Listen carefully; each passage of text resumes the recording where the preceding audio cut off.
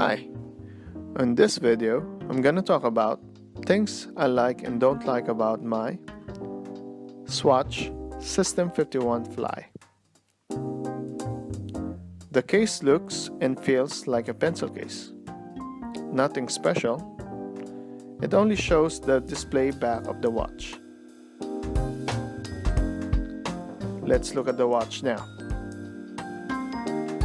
This is my casual watch on my collection. This is why I do like it.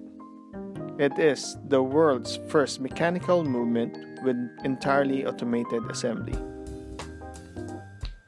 Made in Swiss. It have a 90-hour reserve. It have a date function. Beautiful display case back. And lastly, it was given to me as an anniversary gift. Things I don't like with this watch. First, the presentation box. Second, the crystal can scratch easily. Third, I'm not able to use my strap collection with this watch.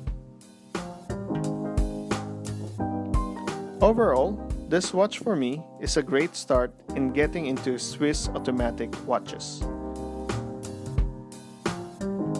Thank you for watching. See you guys on my next video. Bye!